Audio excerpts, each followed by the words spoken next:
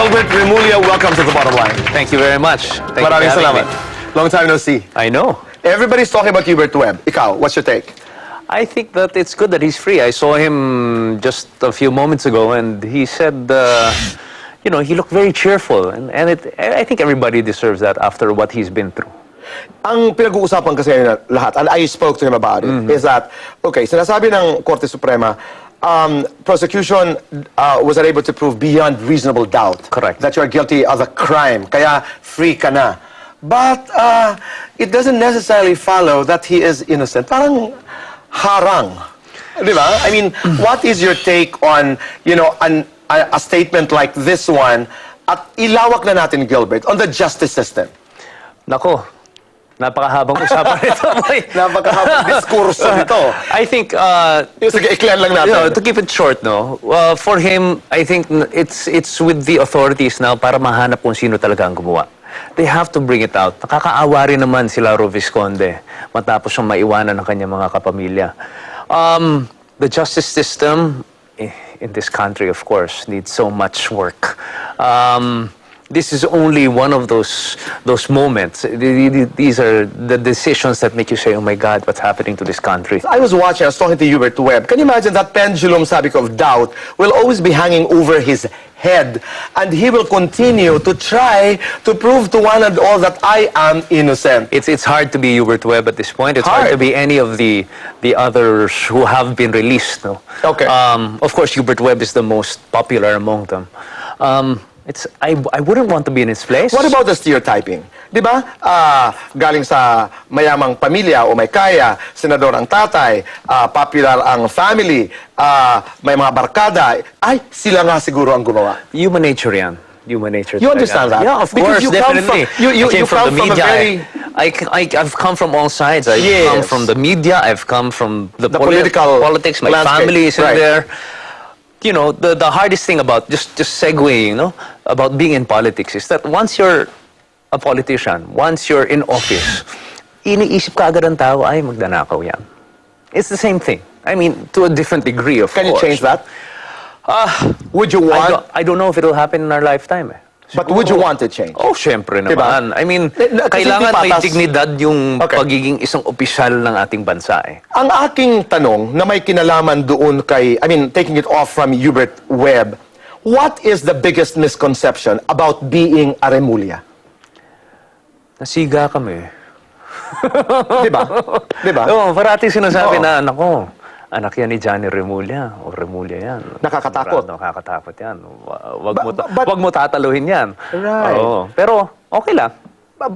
How do you manage that? There's no management needed because we're of the second generation and pag nakilala naman kami, wala namang problema. Okay. They see that we're level-headed, na edukado kami, na meron rin naman kami pwedeng sabihin, hindi lang yung panay pagka-brusko. Was there a time that you were bothered, that you were always the son of Johnny and the brother of No, being the youngest? I've always been proud of my father and my siblings. So when you're introduced as the, you know, as the brother of Boying and the son of being the Johnny. youngest. There were 6 ahead of me. Eh. Right. Siyempre. 3 boys, 3 girls. And all of them were all popular in their own right. So, ayan, bunso yan. Ano. But, you know, in the end, dumadami lang yung kakilala mo eh. Julius Baba would joke about, you know, you're having 3 daughters. Na, nako, baka ito ang bayad utang mo, Gilbert. Hindi, bayad utang ng tatay ko pa yun. Hindi. No. I think it's just that I've been blessed, whether it's boys or girls, but they're 3 lovely children. Gilbert, how important, I'm not talking, this is Gilbert before the marriage. How important were women in your concept of happiness? Siyempre, malaking bagay yun. Babaero ka nung bata ka? Hindi. sa palagay Totoo ko. bang nagka-black eye ka at one point Hindi totoo ng isa yun. ng mga kapatid That's dahil pinagsabay mo ang 2 babae at sinuntok ka sa mata at nagka-black eye ka, Gilbert? That's an urban legend. Talaga? Yeah, hindi totoo yun. Hindi totoo Kasi yun. one of our sources, I mean, I'm sure, you know, you I know who that is.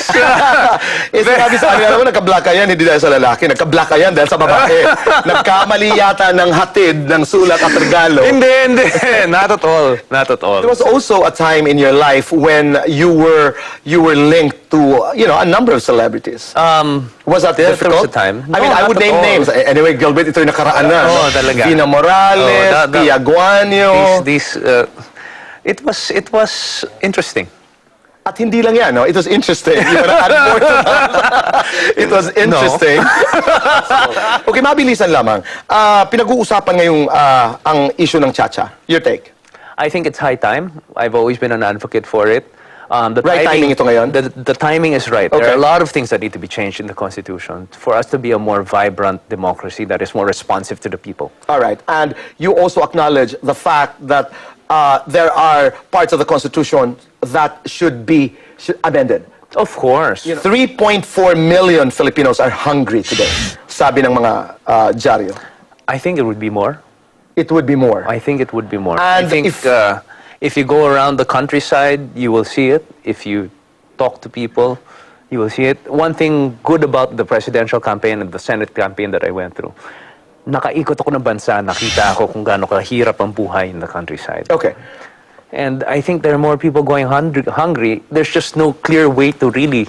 I was going there Write it down. because I know it cannot be a simplistic answer. But if I were to ask you right now, ano ba ang solusyon sa gutom? Long-term to eh. Long-term. Long-term. It has to be a long-term. We need to have our focus on agriculture, invest so much more in agriculture. Okay. Education is a long-term thing. You need generations to fix this problem. You need to put in a lot of foreign investment for jobs kasi hindi kaya ng puhunan natin dito. But in the sa bansa. meantime, you will have to content yourself with palliatives. Yes, of course. And the problem with short-term governments, Solutions. six-year governments, and unstable ones at that, is that you always think of the short term. It's hard to plan medium and long term. Because you don't have much time. Yes, and Diba? you want to fit in as much as you can within the 6 years. And you're playing to the press. Ang gusto mo lang magpasikat, maalala ka ng tao sa ginawa mo sa 6 na taon na yon. Okay. But that's it eh. You're playing to the media, you're playing to the public, you're playing to the international community. Pero hindi mo iniisip ano ba talaga yung mga underlying na kailangan gawin. That makes a lot of sense. Oo. Okay, ngayon napakaingay. Maraming mga mambabatas, maraming mga public servants ang nasa headlines. Di ba? What is your take on Ronald Singson, for example? Divided ang House. May mga nagsasabi, bigyan naman natin ng pagkakataon. Let the trial continue if he's found guilty, and then let's act. May mga nagsasabi... If he admitted guilt, then I think he should resign. That's your position? Yeah, that's my position. Okay. And I think he has, if the newspapers are correct. If he admits that he's guilty of possession, di ba? Whether it be possession Possession or selling, whatever, Okay, he should. you should. I mean, you should not have that stain in the house. Gilbert, ganito. In the last elections, in the last senatorial elections, you were one of the most qualified. You were one of the best looking. You were one of the candidates who was most familiar with media, with the political landscape. There was so much hope from so many people that you were going to make it. My question is simple. Bakit natalo si Gilbert Remulla? The answer, sa pagbabalik po. That's the bottom line. The opponents won at the time. Hindi dahil mas magaling sila. Mas magaling lang sila manira.